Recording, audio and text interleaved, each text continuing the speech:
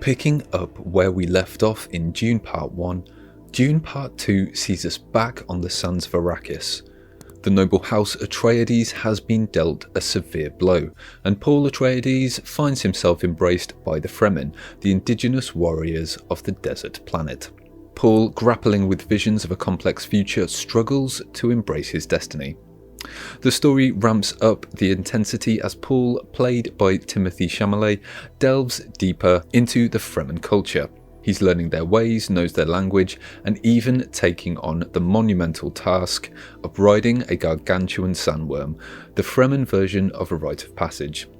The Fremen begin launching raids against the spice harvesting operations of the Harkonnens as Paul, with the help of his mother, the Lady Jessica, becomes a figure of prophecy. Muad'Dib. Lady Jessica, who we know is pregnant, traverses her own spiritual quest, aligns with Fremen factions, and delves into the mysteries that the desert holds to strengthen the prophecy the Bene Gesserit laid out for the coming of the Lisan al-Gaib. Her role is pivotal as the political chessboard of Arrakis gets more complex.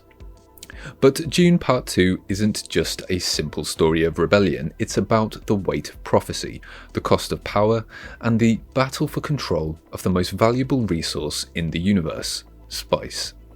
Everything is bigger, bolder, and more perilous as alliances form, enemies lurk in every shadow, and Paul's visions of a possible future hint at a terrifying jihad that could engulf the universe.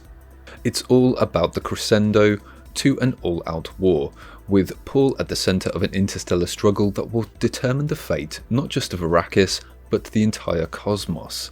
So yeah, the stakes are higher than a sandworm on a spice high. The plot doesn't just thicken, it solidifies into the foundation of what could be an empire that changes the stars themselves. Part 2 takes the groundwork laid out by Part 1 and builds upon it to weave the grand tapestry that is Dune. Visually, like Part 1, the movie is a feast. It's like every grain of sand was meticulously placed to build this grandeur. The landscapes are vast, the architecture is otherworldly, and the cinematography could make a grown nerd weep. Well, almost. Even the soundscape and the music contribute to the world building, making it a complete, immersive experience. Character-wise, Stilgar and Chani evolve in this part, which was great to see. Stilgar, portrayed by Javier Bardem, goes from a stoic Fremen leader to one of Paul's fiercest allies, and Chani comes into her own, away from being just a mere love interest of Paul's. Now let's talk Lady Jessica for just a sec.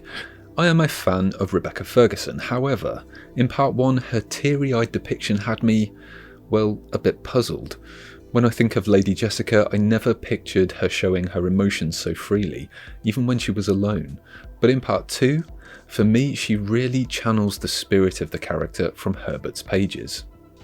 I just wish there was more of her. I don't know whether this ended up on the editing floor because of the run length, but I think there was more that could be done to show this character's influence on the events of Arrakis and beyond. To be honest, what I really want now is an extended cut of both Dune Part 1 and 2, so fingers crossed. On the pacing, while it can feel a bit like a sandworm ride in places, it has its ups and downs. Overall, you get where you need to go, covering an impressive amount of story and character arcs. Trust me, it's no easy feat with a saga this dense. Frank Herbert's original Dune series is renowned for its intricate political narratives, which include themes of power, ecology, religion, and human nature.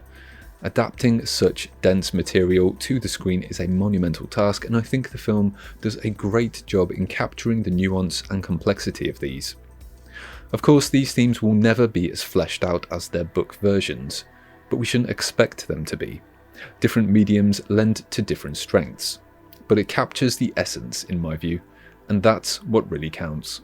While I want to keep my thoughts spoiler free, I know there has been some issue taken with the ending around the character Chani, as it diverges slightly from the books.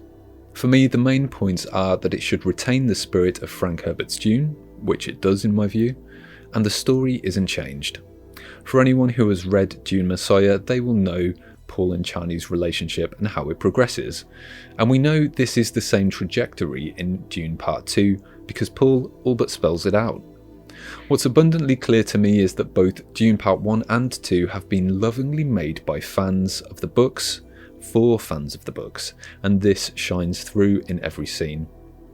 In my humble opinion, this is a masterpiece of science fiction cinema to reflect a masterwork of sci-fi literature, and I'm personally hoping that Villeneuve gets the green light for a Dune Messiah film, so that we can see the completion of Paul's epic journey on the big screen. And with that, I'm signing off. Remember folks, fear is the mind killer, and Dune Part 2 is the mind-blowing antidote. Let me know your thoughts on Dune Part 2 in the comments. Until next time.